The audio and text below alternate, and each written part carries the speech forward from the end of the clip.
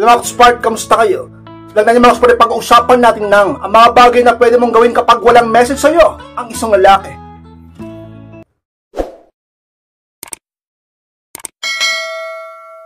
At kung handa na kayong lahat ay masarap po tayo. At muli, be Spark!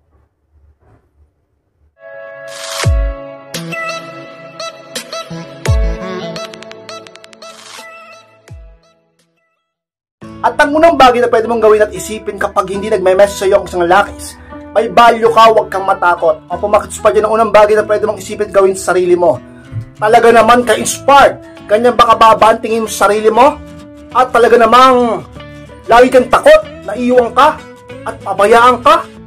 Alam nyo mga ka-inspired, kung may tiwala ka sa sarili mo at naniniwala ka na high value kang babae, ay dapat ka-inspired. Hindi ka dapat laging natatakot, sapagkat hindi lang siya lalaki sa mundo at high value ka. Ganun niya ka-inspired kung bakit yung iba ay sobrang nagpapakarupok, nagpapakamartir at napakatanga. At to the point na nagiging bobo na dahil sa pag-ibig, talaga namang napakababa ang tingin sa kanilang sarili. Mababa ang tingin sa sarili mo, mababa ang tingin mo sa sarili mo, eh umayos-ayos ka ka-inspired. Huwag kang ganyan, sapagkat sigurado ako mag-aabot ka sa lalaki at lagi ka mababalo sa kanya. Pag laging mababa ang tingin mo sa sarili mo, ka-inspire, dagdagan mo ang pride sa sarili mo upang hindi ka maghabol sa kanya. Hindi ka lagi naghihintay sa message niya at mabilis mag-reply sa kanya. Laging nagmamakaawa sa kanya. Laging talaga naman nagtitiis sa kanya at laging nagpapakumbaba kahit siya may mali sa'yo. Ka-inspired, huwag ganyan. Talaga naman, pag ang isang lalaki hindi nagme-message sa'yo, eh hayaan mo siya sapagkat alam mo dapat ang value mo sa sarili mo. Talaga namang ka-inspired. Palagi ka na lang ganyan. Kapag hindi nag-message ng lalaki, lagi ka nag-aabol, baliw na baliw ka, at to the point na umiiyak ka na, at hintay ka na hintay sa kanya. Tumigil ka sa ganyan mo. Ka-inspired, hindi ka na babalikan. Talaga naman kung ganyan ka palagi sa kanya. Ipakita mo may value ka sa pamamagitan ng ipakita mo hindi ka takot na mawala siya. At kaya mo rin lumayo sa kanya. Ka-inspired, ganyan ba kayong lahat kahit sa sarili nyo? Ganyan ba kayong lahat kababaan tingin sa sarili nyo? Tingin mo ba wala kang value sa buhay mo?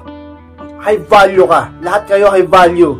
Itigil nyo na ang pagtingin nyo sa sarili nyo na napakababa nyo sa isang lalaki. Ang isang lalaki ay talaga namang mamahalin ka lalo. Mas talo kang iibigin, mas talo kang papahalagahan. Kapag nakita niya na ikaw isang klase ng babae na pinapahalagahan ng sarili at hindi nag-aabol sa kanya.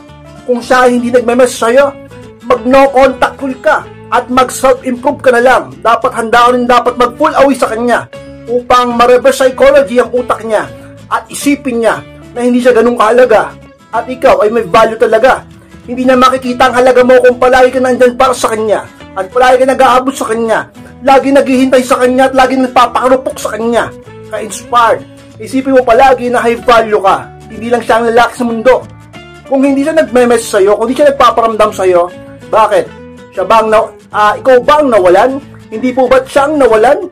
Dahil tapat ka sa kanya at maibigin ka sa kanya at binibigay mo lahat sa kanya. Ka-inspire siya sa mga sikreto upang isang lalaki ay makita ang halaga mo at muli siya magparamdam sa iyo. Sa mga talaga namang tips ko sa inyo upang ang lalaki makausap mo na. Huwag kang maghabol, alamin mo ang value mo, talaga namang huwag kang magpakabalo sa kanya at huwag mong ipilit ang sarili mo at sa katagalan, ang lalaki ang babalik sa iyo. Ka-inspire. At ang pangalawang bagay na pwede mong gawin kapag walang message sa iyo ang isang lalaki, huwag ka na mag-send ng text or chat sa kanya. Ito ang pangalawang inspired. Ang pa sa inyo ang kukulit. Napakatatangan nyo. Ka-inspired. Tumigil na kayo sa ganyan. At huwag ka nang masyadong marupok pa sa kanya. At talagang huwag ka nang laging maghabol sa kanya. Kung wala siyang message, kung wala siyang reply sa iyo, ay hayaan mo siya. Itigil mo na ang panay message mo sa kanya, panay text, panay chat sa kanya. Palagi ka pang tumatawag sa kanya, hindi naman niya sinasagot ang tawag mo, hindi naman siya nagre-reply sa iyo, wala naman siyang response sa iyo, hindi siya nagme-message, hindi siya nagpaparamdam, niha-niho, pinabayaan ka na, tinitis ka na, dapat ka-inspire, isipin mo na hindi ka dapat maghabol. Kung siya ay walang paramdam sa iyo, o walang message sa iyo, dapat wala ka rin mag-message sa kanya, hindi ka na rin dapat mag-text sa kanya, hindi ka na rin dapat mag-chat sa kanya, sapagkat ka-inspired, alam niya na naghihintay ka.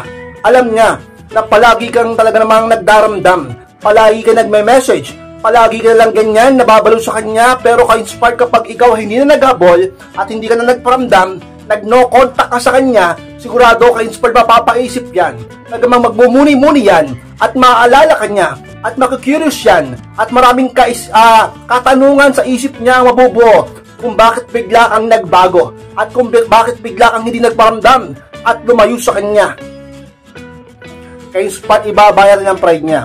Talagang tataas ang pride niyan sa'yo, magmamayabang yan sa'yo, at talagang tingin sa'yo low value kapag palagi kang send ng message kahit di siya nagpaparamdam sa'yo.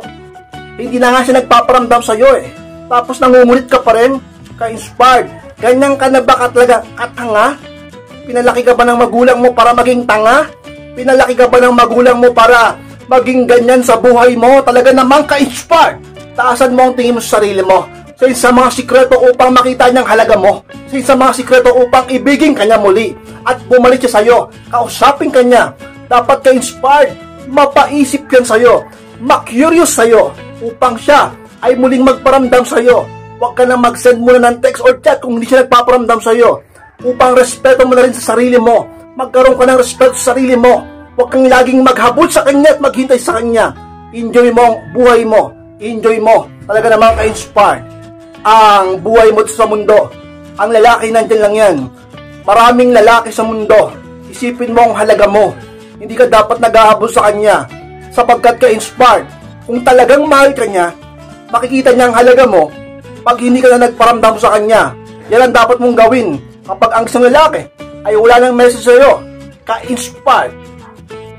At ang pangatlong bagay na pwede mong gawin kapag ang isang lalaki wala lang message sa'yo is sumama muna sa mga kaibigan mo. Yun ang pangatlo, ka-inspired. Baka naman kinakalimutan mo na ang mga kaibigan mo, pati na mga kabag-anak mo, pamilya mo. Puro siya na lang lagi ang nasa isip mo. Puro lalaki, puro pag-ibig, puro love life, puro ganyan na lang. Talaga naman ka-inspired. Binabaliwala ka na niya. Bakit ang mga kaibigan mo, kamag-anak mo, pamilya mo, binabaliwala ka ba? Di po ba't hindi? Sila ang mga tunay na nagpapahalaga at nagmamahal sa'yo. Huwag mo silang kalimutan ka-inspired sapagkat kapag ka sumama ka muna sa mga kaibigan mo, malilimutan mo siya at mag-e-enjoy ka. At ang lalaki ay hindi mo talaga naman ka-inspired bababalidate sapagkat di ka magpaparamdam sa kanya. Dahil kasama mo ang mga kaibigan mo, napapaisip ka sa mga kaibigan mo at napopokus ka sa mga kaibigan mo. Pero kung lagi kang nag-iisa, lagi kang nagmumukmuk sa kwarto mo, wala kang kasama, wala kang kausap, siya palagi ang iniisip mo, talaga namang mababaliw ka sa kanya at baka maghabol at mamilit ka sa kanya. Baka kulitin mo siya at talaga namang ka-inspired, mas lalong magpahabol yan sa'yo. Talaga namang ka-inspired, makipag-banding ka sa mga kaibigan mo, pamilya mo, kamag-anak mo, upang malibang ka at di ka lagi naghihintay sa kanya. Alam nyo, ma-inspire sa mga technique at talaga namang pwede mong gawin upang ikaw ay di lagi magparamdam sa kanya at mangulit sa kanya. Di mo siya palaging isipit, di ka laging magramdam, di ka laging magdamdam upang ang lalaki magtaka bakit hindi ka nagpaparamdam at di niya alam na kasama mo pala mga kaibigan mo, mga kaibigan mo na laging karamay mo sa hirap at ginawa. Ka-inspire, huwag mo silang kalimutan. Ang lalaki nandyan lang yan, pero ang kamag-anak mo, lalo ng pamilya mo, laging nandyan yan. Ka-inspired. Baka kasi yung iba sa inyo, puro lalaki na laman ng utak, puro ka lalaki. Tigil mo yan. Sipin mo ang mga kaibigan mo.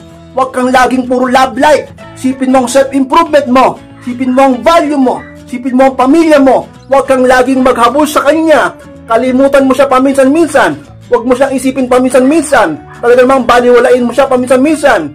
At makipag-banding ka sa ibang tao upang di siya laging talaga namang umaasa sa message mo. At mapaisip siya, bakit kaya hindi na nagme-message yun? Bakit kaya ngayong araw na to wala siyang paramdam?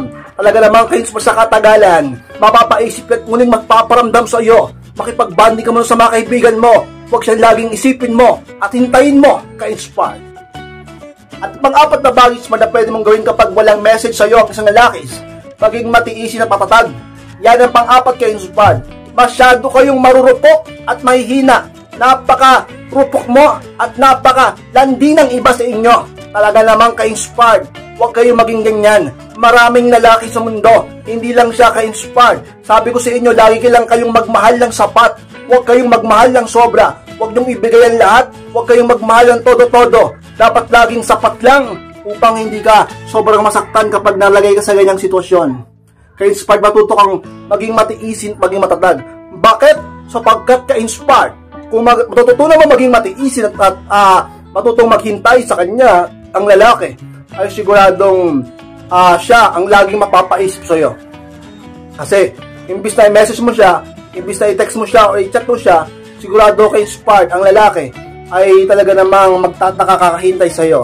Ikaw ay nalilibang sa ibang bagay. Matuto kang magtiis at maghintay. Maging matatag ka. Hindi yung laging marupok ka. Hindi lang siya mag-message ng matagal. Ilang araw nang wala siyang paramdam sa'yo. Natataranta ka na. Nagpapanik ka na. Natipong ka lang magugunaw ng mundo. At para bang mawawala lang hininga mo. Ka-inspired. Huwag kang ganyan. Ang hindi pa katapusan ng mundo pag nawalang lalaki sa buhay mo. Ang iba sa inyo, kala nyo katapusan ng mundo pag nawala yung lalaki. Bakit? Naging masaya ka naman dati kahit wala siya. Nakuha mo naman maging ngumiti at magtagumpay noon nung hindi mo pa siya nakikilala. Bakit ngayon hindi na? Ka-inspired. Kaya mo yan. Ang lalaki, babalik yan sa'yo kung makikita niyang matatag ka. Ang lalaki, babalik yan sa'yo kapag nakita niyang may value ka. Sa pamamagitan ng binavalue mo ang sarili mo. Ang lalaki, babalik yan kapag nakita niyang matapang ka. Ang lalaki, babalik yan sa'yo kapag nakita niyang di ka na nagpaparamdam, kapag wala ka ng pakialam sa kanya, kapag wala ka na. Ang lalaki ay babalik sa'yo kapag nakita niya ka-inspired na talaga namang hindi ka na nag-aabot sa kanya. Ang lalaki ay babalik sa'yo kapag nakita niya hindi ka nabaliw sa kanya. Ang lalaki ay babalik sa'yo kapag nakita niya ka-inspired na hindi mo na siya mahal. Ang lalaki ay babalik sa'yo kapag nakita niya na ikaw ay wala ng amor sa kanya. Ganyan ang buhay, ka-inspired. Makikita mo ang halaga, makikita mo ang value ng isang tao kapag wala na siya sa'yo. Kapag hindi na siya nagpaparamdam sa'yo, makikita mo ang halaga ng isang tao kapag wala na siya sa tabi mo at hindi na siya nagpaparamdam sa'yo at wala na siyang paki sa'yo. Masasabi mo sa sarili mo na mahal mo pala siya sa mga pagkakataong huli na ang lahat. Pero sana hindi maging huli ang lahat sa inyo sapagkat sayang ang lahat. Yung iba sa inyo masyado nang matagal, ka-inspire sa isang mga sikreto upang isang lalaki mapaisip, bumaba ang pride, muli magparamdam sa iyo, kausapin ka muli, matuto kang maghintay, maging matatag ka, maging matiisin ka, huwag kang maghabol sa kanya, huwag kang magparamdam sa kanya, mag-focus ka sa iba, talaga namang isipin mo ang value mo, at ang lalaki ay muling kakausap sa iyo, ka-inspire. At ang pinakahuli, ka-inspire, ang panlima, na dapat mong gawin kapag ang isang lalaki hindi nagpaparamdam o walang message sa iyo is manalangin ka sa Diyos, Ama. O pumakispa yun ang panlima, lumapit kayo sa Diyos. Alam ko malalakas kayo, alam ko matatalino kayo, alam ko nauunawaan, naninindihan nyo, sinusunod nyo kaming mga coach nyo, pero ang higit sa lahat, pinakamatalino at pinakapantas sa lahat ay ang Diyos. Nalalaman niya kung anong mangyayari bukas, alam niya kung anong pinagdaralan ng puso mo, alam niya kung anong sitwasyon mo, lumapit ka sa Kanya, talagang magtiwala ka sa Panginoon, ilambit mo lahat ng problema mo. Kung ang boyfriend mo, kung asawa mo din nagpaparamdam sa iyo, at feeling mo hindi ka na mahal, binabaliwala ka, tinitis ka na at pinagpalit ka sa iba, lumapit kayo sa Diyos, manalangin kayo sa Diyos, palagi kayo inspired, magtiwala kayo sa Diyos, huwag kayo mag-aalinlangan, at ang Panginoon ay laging tutulong sa inyo. Ang Diyos ay maawain, makatarungan, talaga namang mahabagin. Imposible hindi Kanya pakinggan, lalo na kapag ikaw ay palaging lumalapit sa Kanya. Kung hirap ka na, yung iba sa inyo stress na, yung iba sa inyo nagkaka-anxiety na, yung iba sa inyo depressed na, lumapit kayo sa Diyos. Hindi yung laging nagtitiwala ka sa sarili mo, hindi yung laging kung sino-sino ang kinakausap mo. Lumapit kayo sa Panginoon at siya ay tutulong sa iyo. Ang Panginoon ay laging naghihintay na lumapit ka sa Kanya. Hindi ang Diyos ang laging nalapit sa iyo. Tao ka lang, nilikha ka lang, ikaw ang lumapit sa Diyos. Kapag ikaw ay nahihirapan na, kapag ang partner mo ay hindi na nagpaparamdam sa iyo, lumapit ka sa Diyos, tumawag ka sa Kanya, humingi ka ng tulong sa Kanya at tutulungan ka niya. So sa pinakasikreto upang ang isang bagay ay magkatotoo at ang upang ang mga hinahangad mo ay talagang ibigay niya sa iyo. At kung ang partner mo din na nagpaparamdam sa iyo, at kung ang partner mo din na nagme-message sa iyo, muli siya magparamdam. Kapag ang Diyos ang lumapit, ay talaga namang ang kapangyarihan niya ang nangibabaw sa puso ng partner mo, ay muli siyang babalik sa iyo. Magiging maayos kayo sapagkat walang imposible sa Panginoon. Sa isang mga sikreto, bagay na pwede mong gawin kapag ang lalaking partner mong lalaking mahal mo ay wala lang paramdam sa iyo, ka-inspire. Mas muli po na maraming salamat mga ka-support sa pagtapos po ng vlog nito. Gusto pong kalimutan na mag-like, comment, share rin po upang makatulong din tayo sa iba at sa mga hindi pa po nakasubscribe, ay pasubscribe na po mga kasuspal at click na po notification bell upang maging updated kayo pag may bago po akong i-upload na video. At sa mga gusto magpa-coaching, gusto magpa-advise, makausap ako tungkol sa inyong mga problema, sa inyong mga relasyon, pag-ibig, pakimess lang po ako sa akin Facebook. Ayan po yung profile picture ko. Pakichat lang po ako at ako mismo ang magre-reply, kakausap sa inyo tungkol sa inyong mga problema sa relasyon. Ka-inspired, maraming salamat po. Mahal na mahal ko kayo. Happy New Year sa inyong lahat. At muli, be inspired!